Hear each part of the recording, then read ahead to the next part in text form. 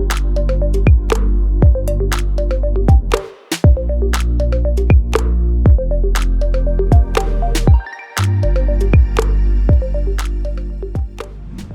que eu vou falar aqui é sobre a companhia para quem eu trabalho agora, que é a US Sugar, e o que a gente faz, de praticamente do início ao fim, e o que a gente tem feito, que a gente considera regenerativa, mas principalmente sustentável, que tem mantido a nossa indústria. Quem conhece o nosso sistema, né, lá nos Estados Unidos, há muito regulamento, muita regra para ser seguida, completamente enforçadas. Então, se a gente não está, né, fazendo o que tem que fazer, eles vão multar e fechar. Então, se a gente está produzindo, tem uma razão que a gente está fazendo lá. Nós devemos estar fazendo alguma coisa certa. Agora, a título de informação, quem eu sou, realmente eu sou brasileira, nascida em São João do Pomuceno, Minas Gerais. Fiz a parte da minha escolaridade em Viçosa. Meu pai era professor da UFV. Depois fiz a minha graduação em agronomia, mais direcionada à área de solos, na Universidade de Purdue. Fiz o meu mestrado em solos e nutrição de plantas, trabalhei com fixação de nitrogênio em soja, em Viçosa. E fiz o doutorado em solos e plantas na Universidade de Virgínia, Virginia Tech. Quando retornei ao Brasil, fui professora da UFV. Saí de lá como professora titular, trabalhava na área de micorrizas, principalmente, a área de micro do solo, ecologia microbiana. Trabalhei durante 10 anos, mais ou menos, para a Universidade da Flórida, como professora, trabalhando na área de pastagens e cana-de-açúcar, e há 14 anos trabalho para a US Sugar. Okay? Um breve histórico aqui, que não foi tão breve, eu acho. Bem, antes de falar sobre as práticas regenerativas, vou dizer aqui um roteiro do que vai ser seguido nessa palestra. É muita coisa e vou passar rápido em muitas coisas aqui, mas qualquer coisa, estou aqui durante o congresso, né, toda, amanhã até de tarde. Se quiserem me procurar, por favor. Vou dar umas informações gerais sobre o US Sugar, os dados da indústria açucareira dos Estados Unidos, as nossas práticas de produção, plantio, adubação e colheita, o que a gente tem de tecnologia e quais são as práticas regenerativas e ou sustentáveis que a gente segue na companhia. Bem, em termos de histórico, a companhia é uma companhia antiga, né? Ela foi criada em 1920, fumaça, pelo fundador foi o Mott, que inclusive era acionista da General Motors. Por alguma razão, resolveu explorar lá na Flórida e começaram a plantar cana-de-açúcar. Na época, a companhia tinha gado também, então tinha gado e cana-de-açúcar. Nós tínhamos 2 refinarias pequenas, mas em 1998 foi combinado em uma só, que tem a capacidade de moagem de 40 mil toneladas por dia. Recentemente, questão de uns 2 meses atrás, acabamos de fechar um negócio com a refinaria de Savannah, na Geórgia. A US Sugar tem 2.500 funcionários, mais ou menos. É governada por 2 fundações de caridade, a Mott Foundation e a Mott Children's Health Center, e pelos nossos empregados. Então, nós somos donos da companhia, de 1/3 da companhia.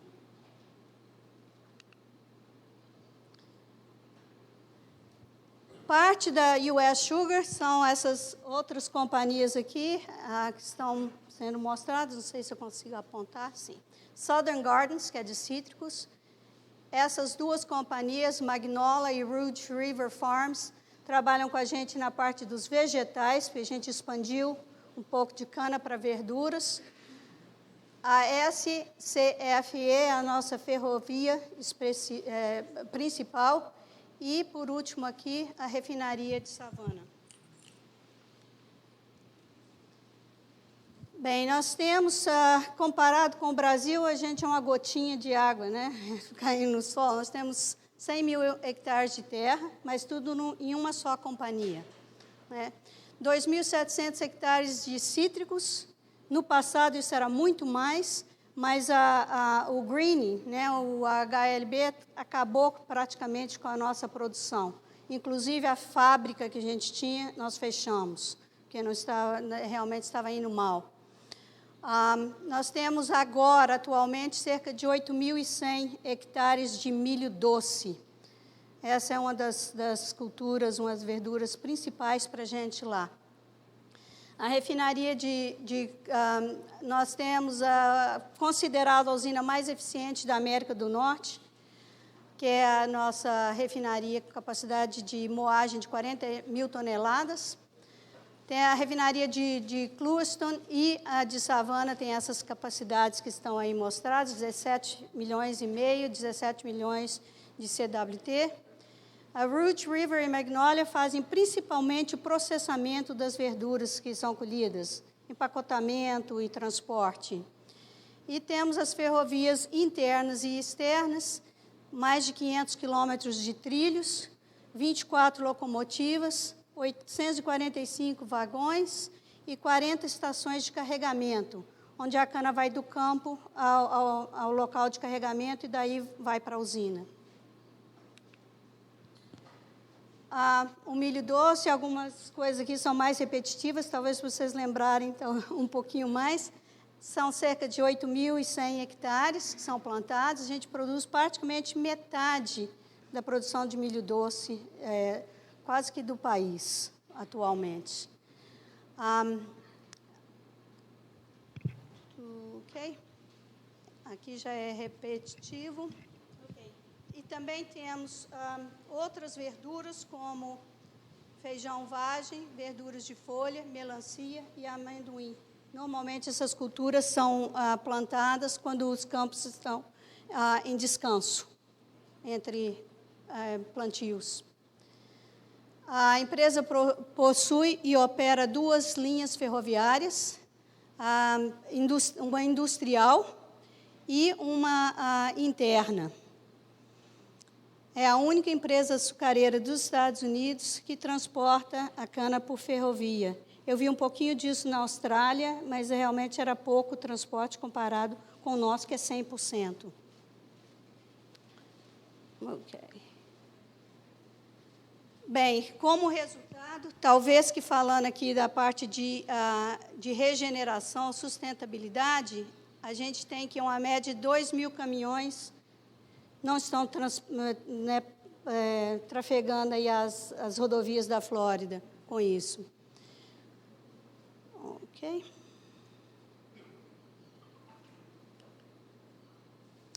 Em termos de localização global da cana-de-açúcar, né, nos Estados Unidos, Estados Unidos é o 3º produtor de açúcar no mundo e também o 3º importador.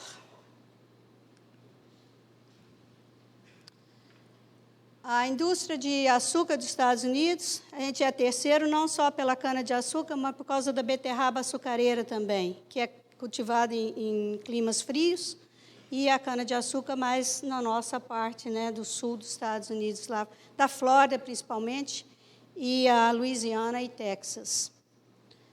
Aqui tem alguns dados, né, em termos de quantas refinarias e usinas a gente tem no país, e que a indústria gera cerca de 72 mil empregos.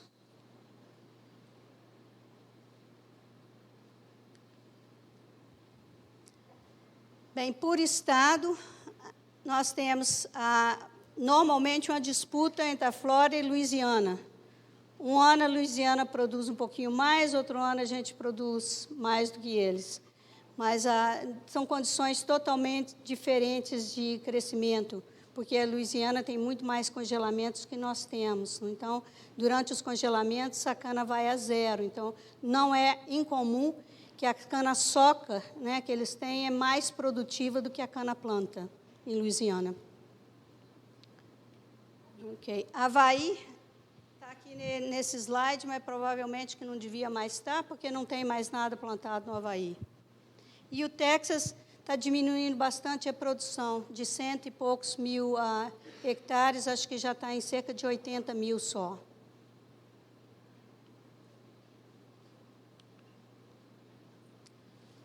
A indústria da Flórida tem um impacto de dar emprego para cerca de 12.500 pessoas, total de mais ou menos 180 mil hectares. Nós temos 4 usinas e 2 refinarias. A US Sugar é integrada verticalmente da fazenda à refinaria. Nós temos mais ou menos 100 mil hectares de terra e também processamos cerca de 20 mil hectares de produtores que produzem para a gente.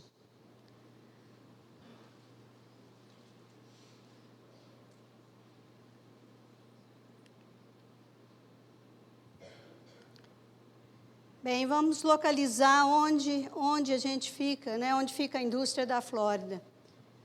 Só para vocês terem uma ideia, né? Esse aqui é o estado da Flórida. Desse lado de cá, a parte do Golfo, eu moro aqui nessa região, Fort Myers. O nosso escritório fica mais ou menos aqui no meio, em Clewiston. E para quem conhece, né? West Palm, Fort Lauderdale, Miami, do outro lado.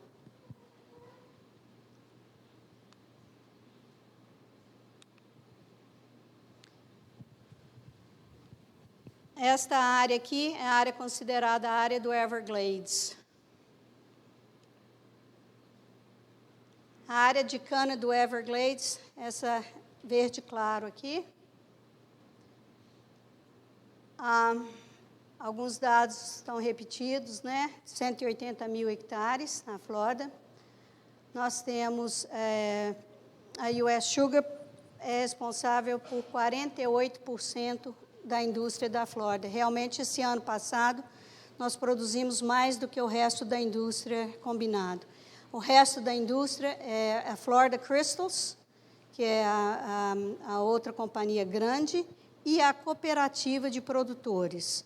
Há uns anos atrás, nós adquirimos uma fazenda que é de uma companhia chamada Duda, que produz principalmente verduras. Nós compramos a operação deles de cana. Como eles eram produtores da cooperativa, nós agora somos membros, o que ajuda bastante na moagem, porque a nossa usina não tem capacidade de moer tudo que a gente produz.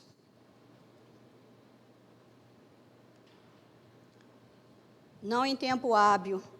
Quando eu comecei a trabalhar para a indústria, isso foi há cerca de 14 anos atrás, nós sempre começamos a colheita em 1º de outubro e terminávamos tipo 3ª, 4ª semana de março. Agora eu estou aqui, nós ainda estamos colhendo cana até provavelmente a 1ª semana de junho.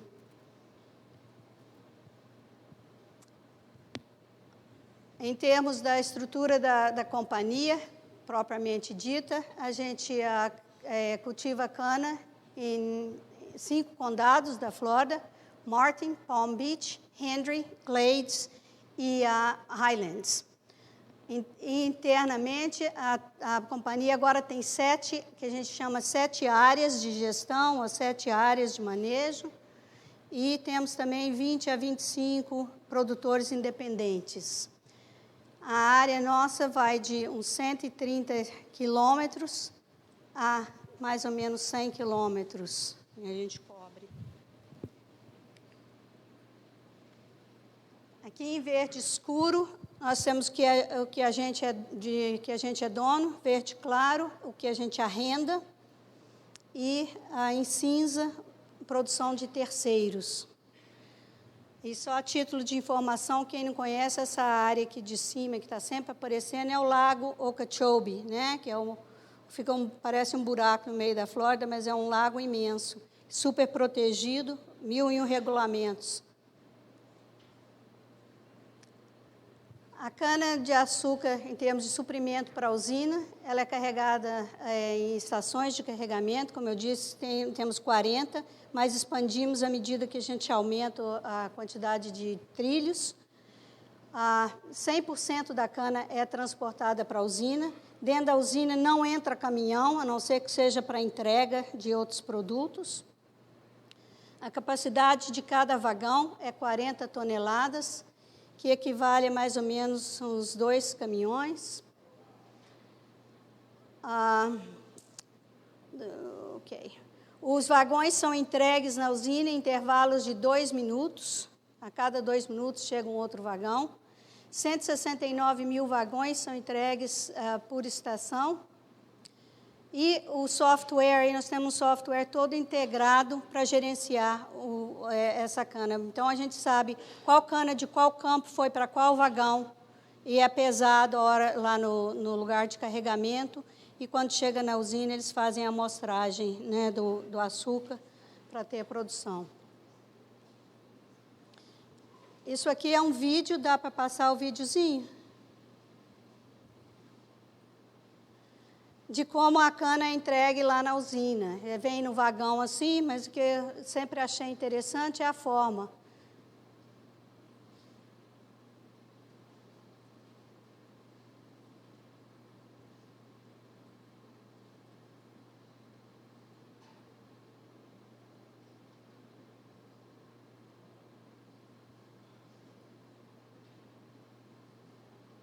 Derrama por baixo, cai e daí os toletes são levados para processamento.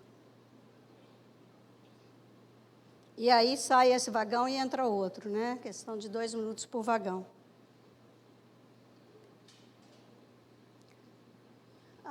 Escolhemos cerca de 81 mil hectares anualmente. Temos 7 milhões de toneladas, 7 a 8, né? Depende de que dado a gente está olhando, de que ano, que varia um pouco. 800 mil toneladas de açúcar são produzidos.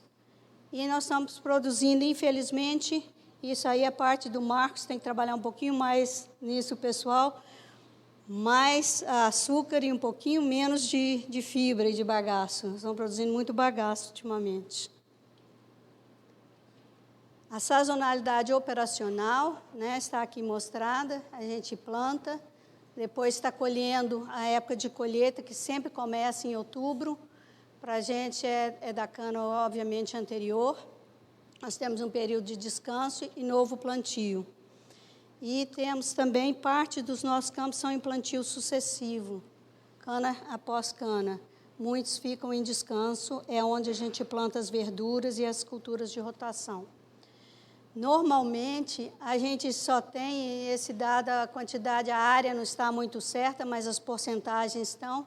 Plantios novos, nós plantamos cerca de 30% a 35% da nossa área todo ano. Nós temos o resto em primeira, segunda, pouco em terceira, menos ainda em quarta soca. Então, normalmente, só levamos 2 socas. Aparentemente, os nossos modelos econômicos mostram que isso aí rende mais para nós do que deixar, porque a produção vai caindo muito para a gente com cada soca. Okay. A cana propagada ainda, né, vegetativamente, como nós sabemos. Os campos são preparados para o plantio. Se é plantio sucessivo, é um Deus nos acuda, porque a gente tem que ter, é obrigado a ter uma análise de solo para todo o campo que vai ser plantado. Então, a gente tem que preparar o campo, amostrar, e aí eu tenho que dizer ao gerente o que ele vai colocar naquele campo, né? Tudo em questão de, às vezes, poucas semanas. Felizmente para nós, em termos de corretivos, nós precisamos muito pouco. Praticamente não usamos calcita, e usamos muito pouco dolomita em muito poucos campos. Okay. E a razão disso, o material de origem da Flórida, a Flórida não existia antes, era alagada, então o que tem embaixo é carbonato de cálcio, é concha. Então, com isso, o pH sempre vai estar subindo mais e mais. Nós temos campos que a gente registra pH de até 8,6, 8,8.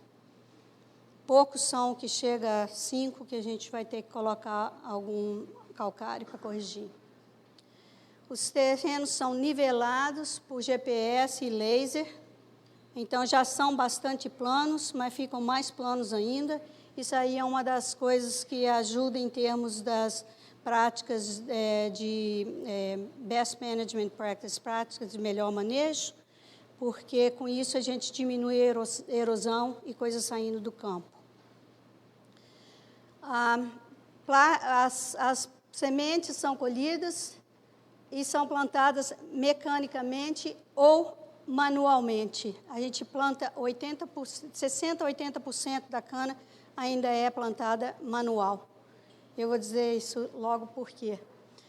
Inseticida, a gente só põe praticamente esse inseticida na época de plantio, no sulco, junto com a semente. Depois, praticamente, não usamos mais inseticidas. Temos poucos problemas com insetos.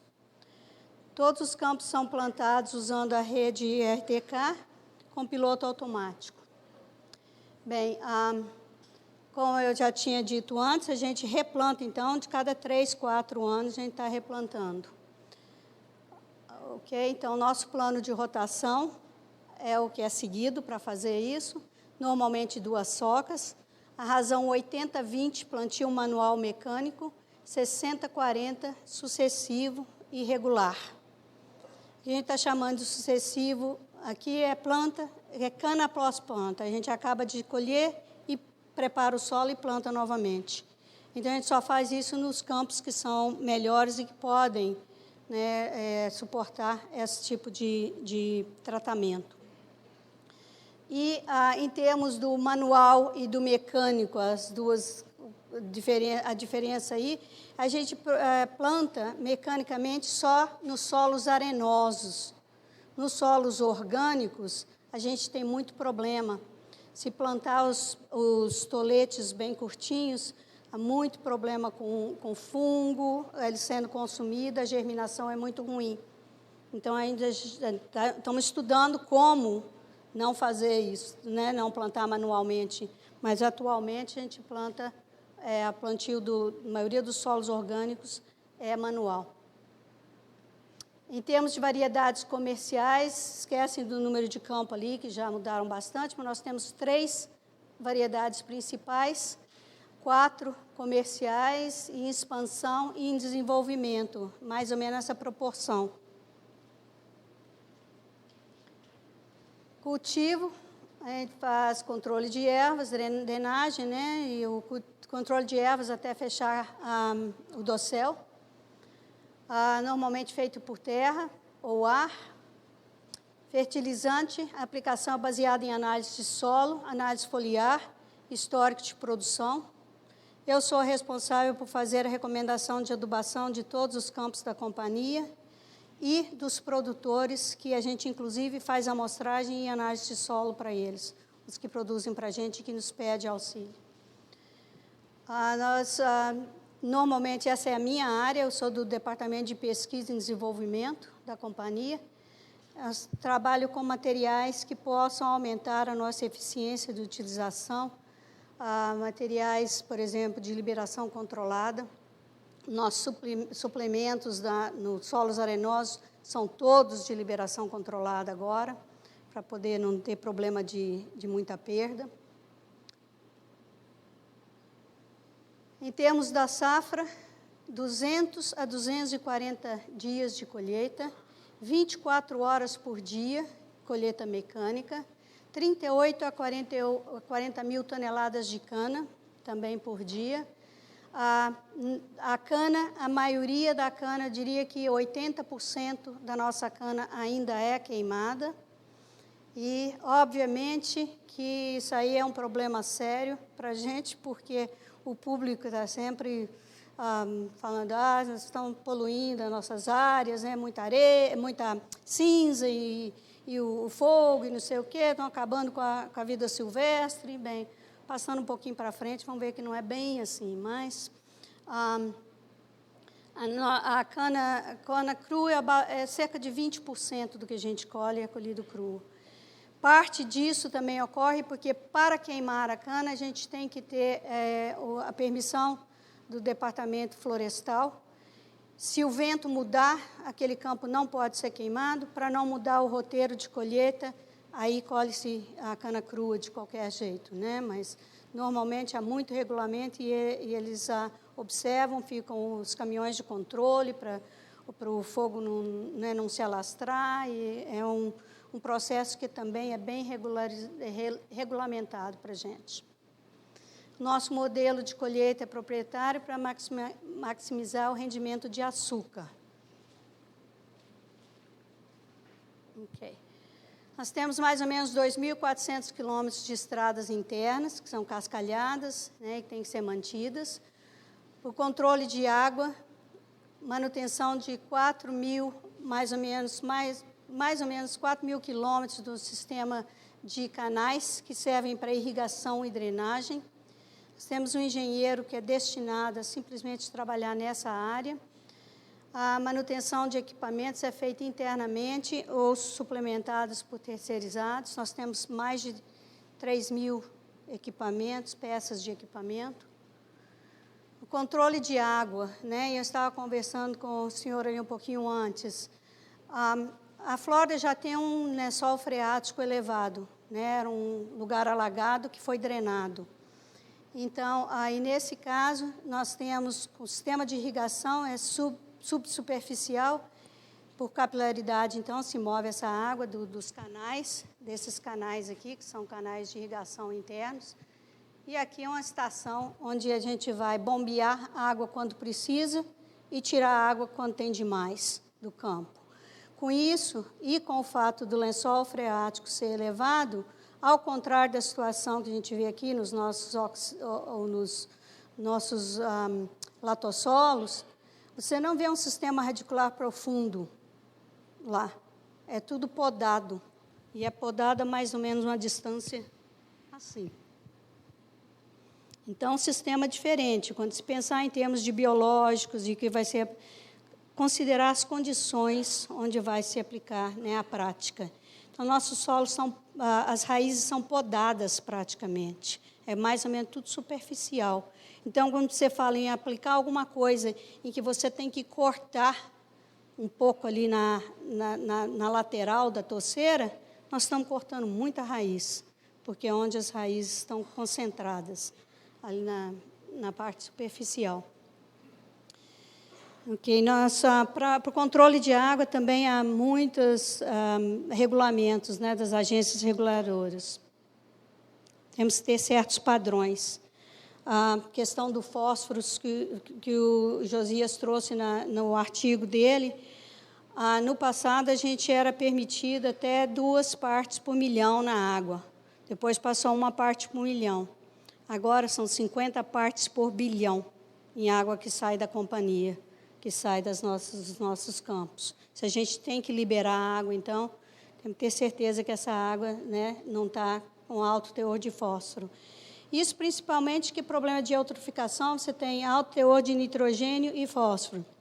Mas, se vocês lembrarem, muitas das algas são fixadoras de nitrogênio. Então, se você restringir alguma coisa, né, a lei do mínimo, se você restringe fósforo, você tem menos algas, menos plantas aquáticas e tudo. Então, controle rigoroso do teor de fósforo na água. Perdão. Em termos de práticas de tecnologia, né, que a gente pode chamar muita coisa de tecnologia, mas vamos fazer um pouquinho de agricultura de precisão, automação, armazenamento de dados de análise, geotecnologia, sensoramento remoto, consultor visual, aprendizado de máquinas e IA, conectividade, aplicativo móvel de colheita, sistema de software integrado para operações de colheita e de fertilização e utilização de drones. Não estão usando drones para aplicação de herbicida, nada disso ainda. É mais a termos para variedades, para ver problemas específicos no campo e coisas assim.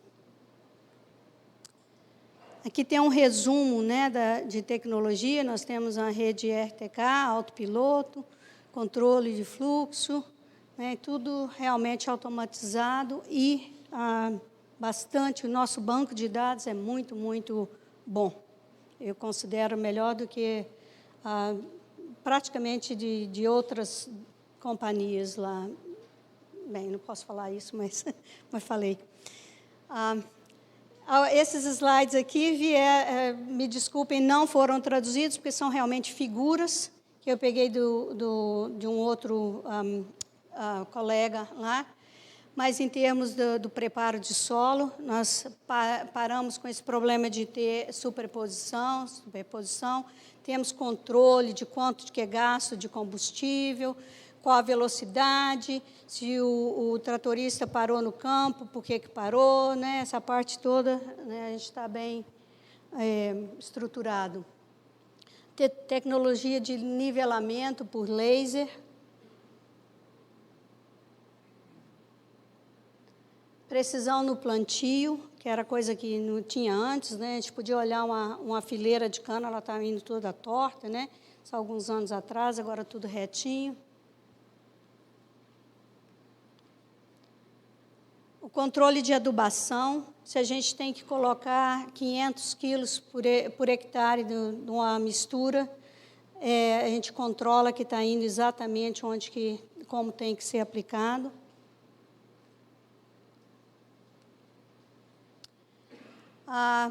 Cultivo por produtos químicos, né, herbicidas, etc. Temos controle também. E a tecnologia de colheitas. A gente trabalha muito com a John Deere, com a Trimble. E, atualmente, realmente, eu fui apresentada, aliás, ele se apresentou, na época era o Daniel Padrão, da Solifintec. E a gente começou com eles falando, mas muita coisa que vocês fazem no Brasil não vai aplicar para a gente, porque a gente não tem esses caminhões. A gente trabalhando com eles com relação aos vagões no campo que vão até a estação de carregamento. Estão usando, então, a Solifintec nessa parte. Vendo um pouquinho de variação espacial, usando VARIS, um aparelho VARIS para pegar informações. Muita coisa a gente está aprendendo ainda, né, sobre os campos. Nós temos a maior rede privada de Wi-Fi, provavelmente que do mundo, é considerada assim. Ela foi implementada em 4 meses, em 2011. Nós temos 24 torres, cobrindo 90 mil hectares.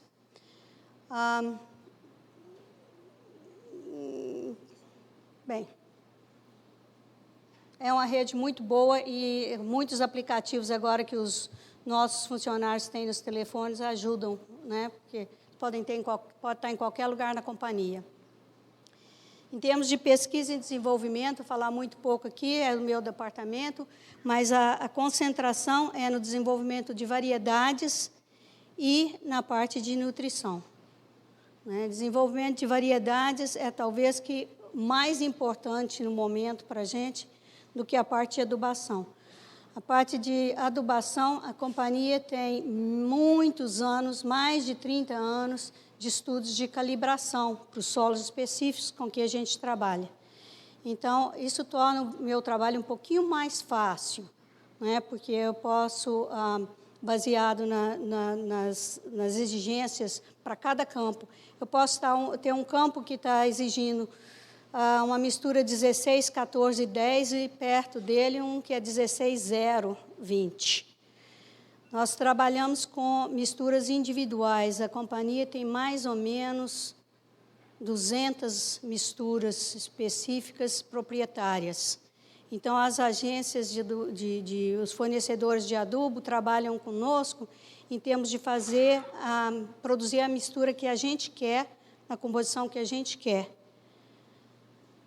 E se eu vou plantar um campo daqui a 2 dias e preciso de uma mistura X, o rapaz comunica com a companhia de adubo, no dia seguinte eles estão entregando para colocar no suco e trabalhar. Então, esse trabalho é muito eficiente, essa parte para a gente.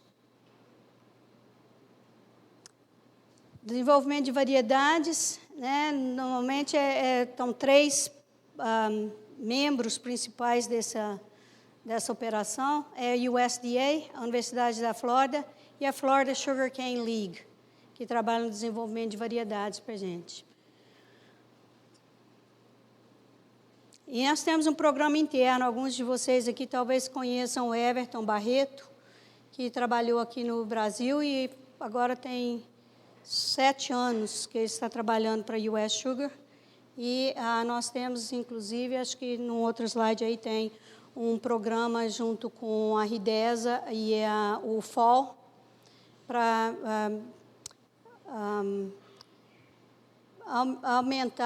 tentar aumentar o teor de açúcar nas nossas variedades boas, junto com variedades brasileiras. Isso diz ali, é a Ridesa, o FAO e o US Sugar. Esse aqui é proprietário, a indústria não está envolvida, somente a gente. Mas o programa de Barbados, que é semelhante, também a gente manda material, eles cruzam e devolvem o material para a gente. Isso aí é um esforço da indústria toda. Bem, aqui dá para ver, né, que eu já comecei a falar um pouquinho das diferenças de solos. Nós temos solos que você vai chamar ou de mineral ou de orgânico, e com um pouquinho de variação no meio. Mas a argila é praticamente desconhecida para a gente lá.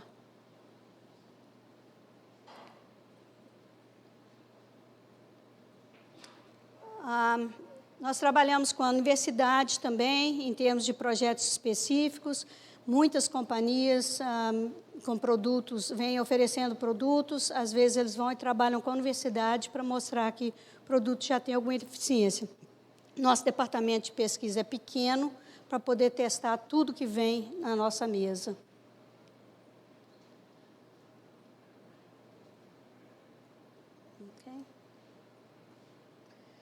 Uma coisa interessante também é a parte de treinamento de pessoal.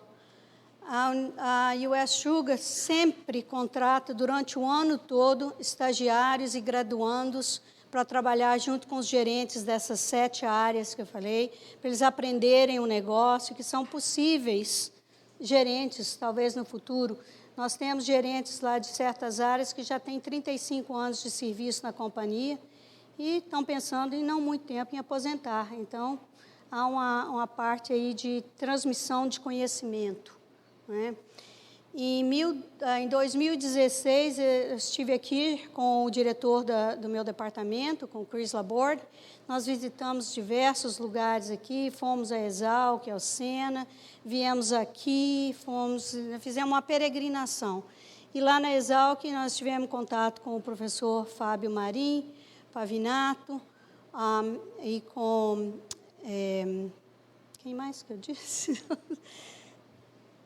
Bem, com professores da Exalc que estão indicando estagiários para a gente. Então, a primeira leva de estagiários, alguns aqui conhecem o Matheus e a Aline Camargo, foram os 2 primeiros que vieram nesse programa.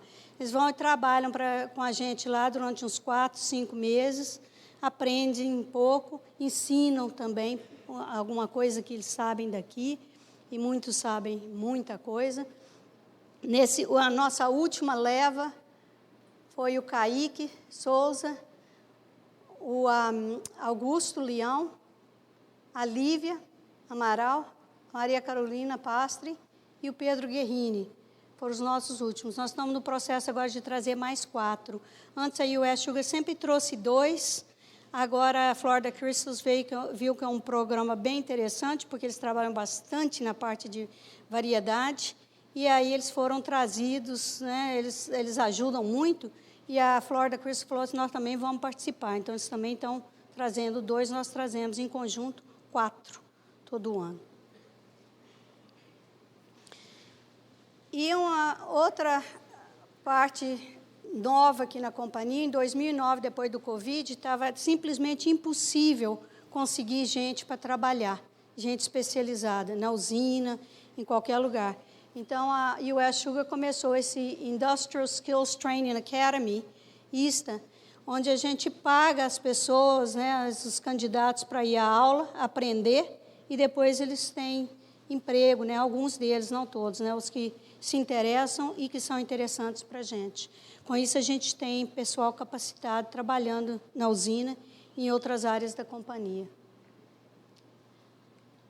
Bem, em termos de fertilização, aqui estamos com a Flórida outra vez, aqui o Lago Okeechobee, a região nossa de cana, situação de West Palm Beach, geograficamente, Miami, Fort Myers, onde eu moro, fica desse lado de cá.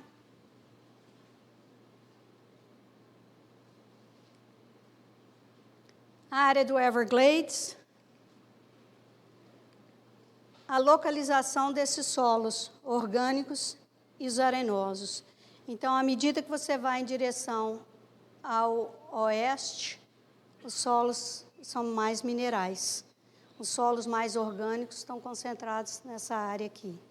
E orgânicos, você vai dizer o que é solo orgânico para a gente? A gente considera como orgânico qualquer coisa que tenha mais que 23% de matéria orgânica.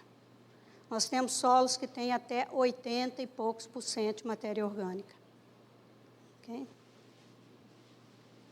E os solos minerais é simplesmente uma areia com um pouquinho de cor.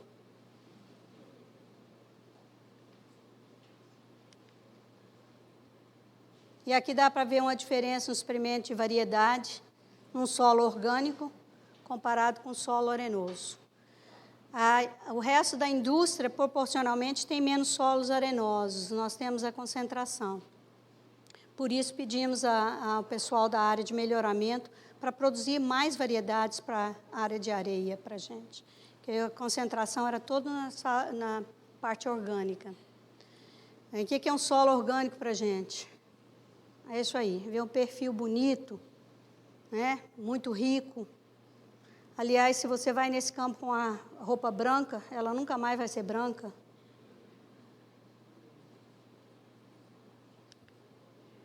E os solos arenosos?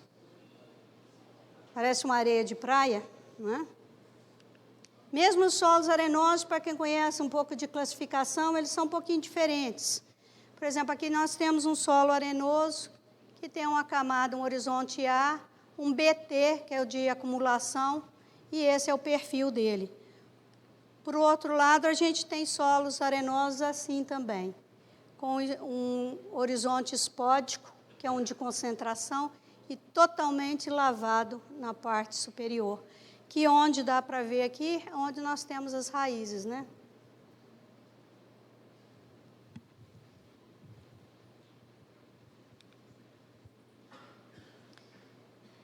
Então, nós, em termos de amostragem, nós fazemos amostragens, né, compostas, secadas em estufas, solos arenosos são peneirados.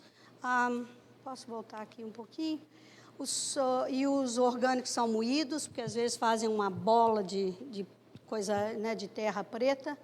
E as amostras são conduzidas no laboratório para análise nutricional, análise de rotina. E os laboratórios, felizmente, são da US Sugar. Então, nós temos um laboratório para análise de solos e foliar interno. Então, nosso tempo, né, de receber resultado é de um dia para o outro.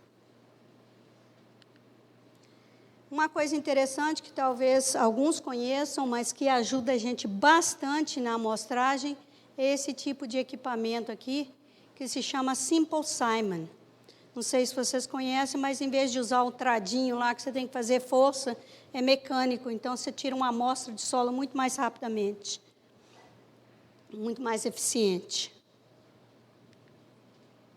Aqui é o processo, né, de processamento. São colocados, normalmente nós temos isso tudo com código de barra, de onde veio a amostra, é colocada debaixo do papel aqui na bandeja. As bandejas o solo é secado em temperatura baixa, depois moído ou peneirado, ou areia peneirado, o orgânico é moído. Aqui eu vou passar rapidamente, porque isso inclusive é informação que está nas publicações do IFAS, da Universidade da Flórida, mas a gente tem que seguir, eles servem como um controle para a gente com relação ao máximo que a gente pode aplicar. Mas dentro dos nossos campos nós variamos, né, de pouco a tudo, depende da análise do solo. Desculpa. Nitrogênio. Nós não colocamos nitrogênio no solo orgânico. Fósforo, nós podemos colocar de 0 a 168 quilogramas. Potássio, de 134 a 280. Cálcio, não precisamos, temos demais. Magnésio, nós colocamos dolomita se o pH estiver abaixo de 5,5. Ou, às vezes, em alguma situação, para melhorar um pouquinho a condição de magnésio daquele solo. Apesar de ir o cálcio junto, o magnésio é uma fonte barata na dolomita.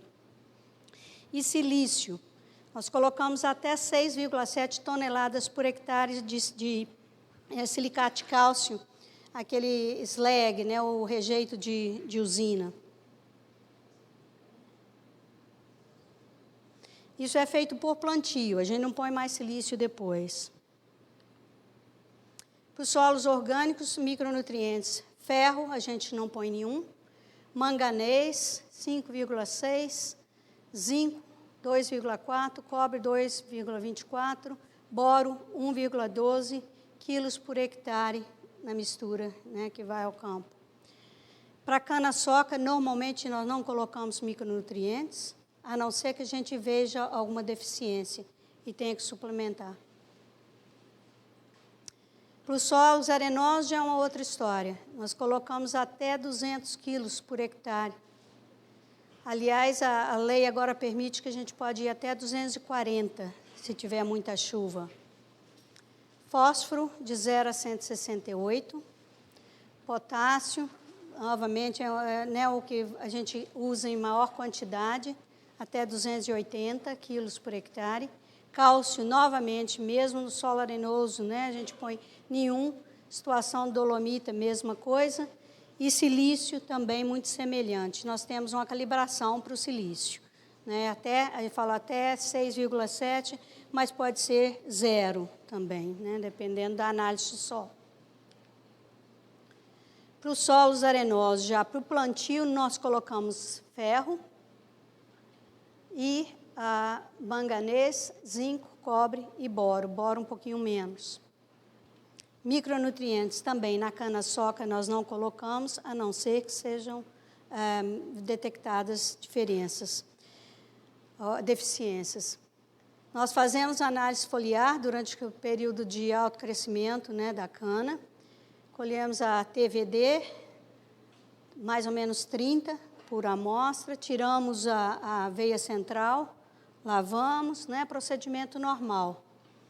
Secamos e depois vamos ao laboratório. Laboratório, atualmente, nós até atualizamos o equipamento de plasma, compramos um outro novo, já é o terceiro que a gente usa. Os resultados são usados, né, para verificar como é que está nosso sistema de adubação, também para situações específicas. Se a gente vê deficiências, né, a gente faz correção DRIS na mesma estação ainda de crescimento, mas, novamente, né, nós estamos tentando ótimo e não máximo.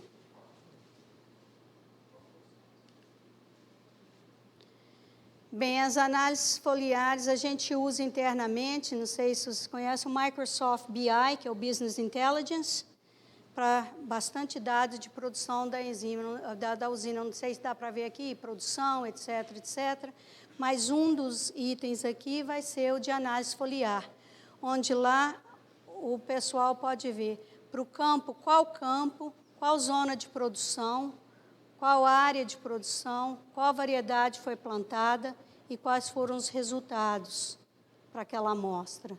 Isso aí é aberto para o pessoal da companhia e nós vamos coletando esses dados a cada ano, né? Então vai aumentando nós começamos tem pouco tempo a colocar no Power BI. No Power BI também eles podem ver quais herbicidas foram aplicados, onde foram aplicados, fungicidas e herbicidas e inseticidas. Bem, agora eu vou entrar aqui mesmo no que a gente está chamando de prática mais, que isso aí é prática normal nossa, né? Apesar de que se confundem, que muitas das práticas que a gente está fazendo nos mantém sustentáveis e continuam renovando os nossos campos. Mas, antes de falar o que é cana regenerativa, é o que eu disse, a gente tem que conceituar o que é agricultura regenerativa. E é muita coisa, não é uma coisa só. e não é uma definição que é aceita por todos. Mas isso aí foi criado, o conceito, pelo Robert Rodale, em cerca de 1980, em que ele dizia que a agricultura pode conviver muito bem, né, com a natureza, se certas coisas forem seguidas. E há diversas publicações do Instituto de Rodale, né, sobre essa parte de agricultura regenerativa. Bem, quais são as principais características que são listadas nessas publicações? Seria adotar rotação de culturas, inserir plantas de cobertura, diminuir, trabalhar o solo, né? Manter o desenvolvimento das demais plantas no pasto, era muita coisa a ver com silvicultura e com pastoreio, né, nessas definições. Diminuir o uso de fertilizantes, pesticidas, promover o bem-estar animal e humano, obviamente, incentivar práticas trabalhistas e justas para os agricultores. Na US Sugar, quais são algumas dessas práticas que a gente segue? Rotação de culturas, plantas de cobertura, diminuir trabalhar o solo, diminuir o maquinário nos campos, otimizar combustível e, logicamente, né, diminuir a emissão de gases, uso de herbicidas, conservar os solos. Nós temos que conservar esses solos orgânicos, vocês viram, né, que é um solo orgânico que está sendo mineralizado naturalmente todo ano. Então, por que a gente não põe nitrogênio no solo orgânico? É porque as estimativas falam que a gente pode ter até 500 quilos de nitrogênio por ano liberados naturalmente desses solos orgânicos. Lá na Universidade da Flórida, há uma vareta grande lá que mede o afundamento desse solo. E aí eles estão falando, né, como tá, todo ano ele afunda um pouquinho. Agora, me fala se onde está essa vareta, se tem alguma planta de cana perto. Não tem. Então, é uma situação natural, pela oxidação natural daquela matéria orgânica, né? Então, nós tentamos conservar. Uma dessas práticas de conservamento é alagar. Quando o campo está em descanso, a gente alaga o campo inteiro. Mantém uma situação anaeróbica e daí conserva um pouco, né, diminui a mineralização. Utilizar os resíduos para energia. Nós usamos, né, do bagaço à torta, tudo que a gente produz, a gente tenta utilizar. E, ultimamente, inclusive, é um projeto que começou há cerca de uns 3 anos, é compostagem, composto de torta com o bagaço. Só que a produção é pouca comparado com a quantidade que a gente está produzindo, né? Vamos chegar lá, talvez, um dia.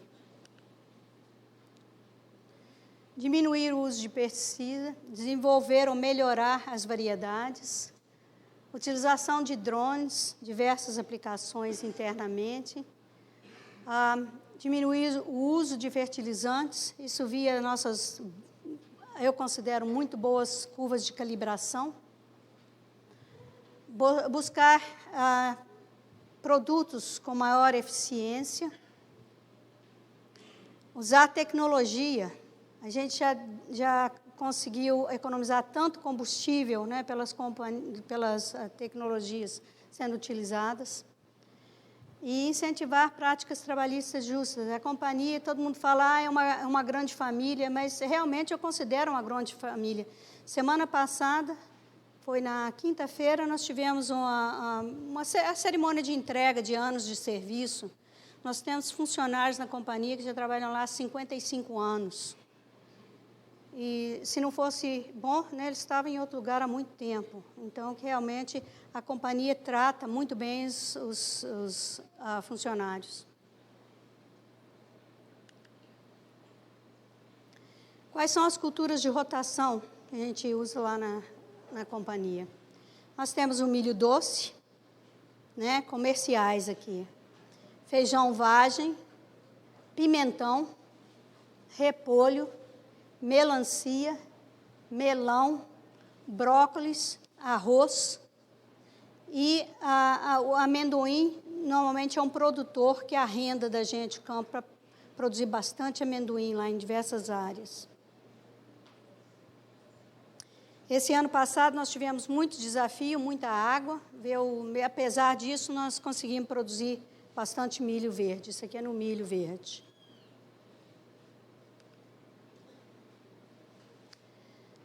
Culturas de cobertura.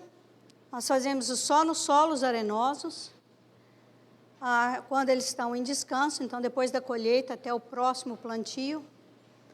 A gente testou diversas já, mas a que deu mais certo para a gente é a Crotalaria juncea, ou as que a gente chama de sun hemp. Tem pouquíssimo, baixo insumo, né, praticamente só semente, e depois produz uma alta biomassa, então está ajudando bastante os nossos solos arenosos. Em termos das culturas de rotação, como o milho, a gente produz até 3 safras durante um ano. É uma de outono, de inverno e de primavera. Então, tem bastante rotatividade. Talvez que diminua bastante os patógenos também e tudo mais. A gente está trocando bastante cultura. Aproveitamento de resíduos. A gente aplica o bagaço no campo. Usa para energia na usina. Vendemos energia para a cidade também. Aplicação de torta de filtro. A gente tem que controlar muito bem, porque a torta de filtro é riquíssima em fósforo. Então, todo campo que recebe torta de filtro, a minha mistura de adubo é uma mistura 16-0-15. É 0 fósforo, até aquele fósforo atingir o valor de necessitar aplicação. Então, a gente não reaplica no mesmo campo. Tem que estar sempre mudando de campo. E a aplicação de composto feito de bagaço e torta, sendo feito lá na companhia mesmo, atrás da usina. Aqui é uma aplicação de bagaço, foi feito semana passada. Controle de insetos. Nós fazemos controle de insetos solo, wireworms, eu não sei qual que é a tradução. São controlados pela aplicação profilática de inseticidas. Outras pestes, nós temos o sugarcane borer, pulgões, mas raramente a gente tem um problema tão sério que precisa aplicar inseticida. Em termos de doenças, as principais para a gente... O que está acontecendo aqui? São as ferrugens. Ferrugem marrom e ferrugem laranja. São as principais doenças. A meta para a gente tem sido resistência varietal. Então, quando as variedades são liberadas, normalmente, elas já foram testadas para ver que não tem carvão, que ela tem resistência a isso, ou tolerância, pelo menos. Além do que o que a gente planta é passado pela Cleantech, que é uma companhia que limpa as sementes para a gente. Faz cultura de tecido, liberam limpa e a gente multiplica uma sementeira, né? Outras doenças que a gente vê, mas com pouca frequência, carvão, escaldadura da folha, ractismo da soca e mosaico. Mas a gente faz, no nosso laboratório de patologia, a gente faz a determinação se a semente está limpa no campo, para eles poderem tirar, e principalmente para ractismo.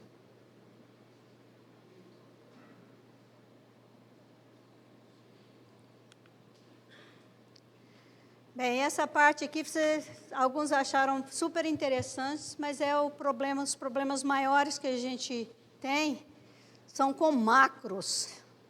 A gente tem problema com porco, com rato, com veado, todos eles consumindo bastante da nossa produção.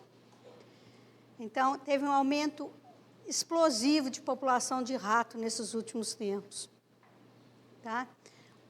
Aí, para ajudar um pouco mais ainda a proliferação, o EPA, que é a agência, né, que regula os pesticidas, diminuiu o que a gente pode aplicar em 1/3. Então, nós só podemos aplicar, em vez de, era 15 quilos por hectare do raticida, agora são 10, 2 vezes ao ano, 5 de cada vez. Isso aí não faz nada, praticamente. Os ratos estão deitando e rolando. Não sei se dá para ver aqui, mas o que eles fazem é cortar no colmo. Eles vão lá e roem no colmo. E para ver que era rato mesmo, o Everton montou uma ratoeira lá, pegou um ratinho rapidinho. Okay. Então, as perdas são estimadas em 15 a 20 milhões de dólares por ano. Um controle que a gente tem que achar que funciona muito bem é por coruja chamada coruja de celeiro, que o nome científico é Tito alba, e a gente vem intensificando esse controle. Nós, em 2022, no início de 2022, nós instalamos 30 caixas. As caixas são assim. Em 2023, já colocamos 100, estamos construindo mais 400 e mais 400 para o próximo verão. A meta é a gente chegar em pelo menos 1.000 dessas caixas em cerca de 2 anos. Quanto mais a gente puder, é melhor. Nós acabamos de contratar, mês passado, um empregado exclusivo para trabalhar só com matar rato. Eu falei com ele, mata bastante rato para ganhar seu salário, viu? Bem, como são essas corujas? É uma coruja muito bonitinha, né? Ela tem o formato do coração na carinha dela. Isso aqui mostrando dentro de um ninho da gente lá, de uma das caixas, já com o ovinho. Aqui, eu não sei se dá para ver direitinho, mas sei lá, tem 2 ali dentro, né? E esse dado aqui já foi estimado, quantos que ela consegue controlar. Cada coruja consegue consumir até 1.000 ratos por ano.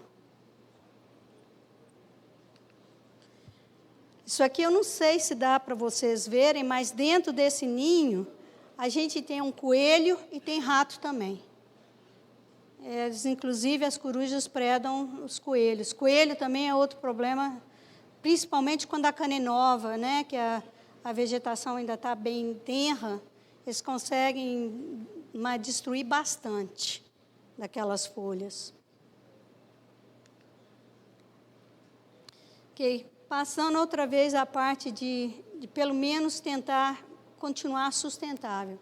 Nós somos parceiros na restauração do Everglades. Isso aí, a lei de 1984 diz que vocês têm que reduzir a quantidade de fósforo saindo na água em 25%. Bem, nós não só conseguimos, como já aumentamos, né, já reduzimos em mais de 56%. Os agricultores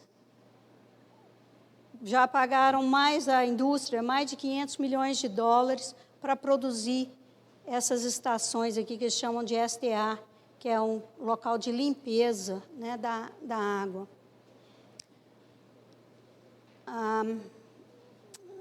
Ok. E é claro que as nossas práticas de melhor manejo, os BMPs, têm contribuído bastante para a limpeza dessa água.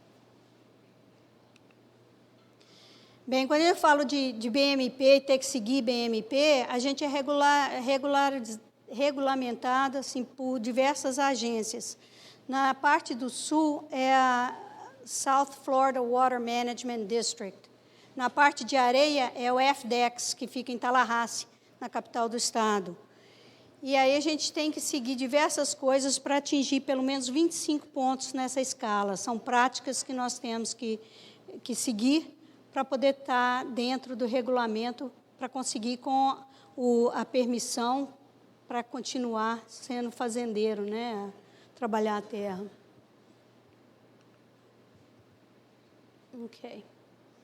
Bem, aqui é um resumo, né, de muitas das coisas que eu considero que a gente faz que nos mantém sustentáveis e, de certa forma, regenerando, porque nossos campos, a produção continua aumentando a cada vez. No solo arenoso, que vocês viram que é um solo mais difícil em termos de manejo, né, de adubação e produção, A gente produz com uma média para as 3 colheitas que a gente faz, de cerca de 98 toneladas por hectare. E no solo orgânico a gente tem mantido tipo de 150, né, com esse sistema nosso lá. Bem, acho que já falei mais do que eu tinha que falar, mas uma das críticas é que a gente está acabando com a vida selvagem, os animais selvagens da Flórida. Essas fotos foram todas tiradas na companhia. A gente vê cobra adoidado. A pantera, que estava desaparecendo em extinção, não é difícil a gente ver uma circulando por lá. Aqui são otters, como é otter? É aquele animal... Hã? Ok. Veado, urso, até urso. Isso aqui, quem vai lá vê o tempo todo, né? Principalmente na beira dos canais de irrigação e drenagem, eles ficam lá tomando sol no inverno, então, tranquilo. Os porcos, e eu coloquei eles aqui porque eles destroem bastante, mas o pessoal pode caçar também, porque a população está aumentando. Dentro da companhia pode pedir permissão. Mais de 85 mil espécies de pássaros a gente tem circulando por lá.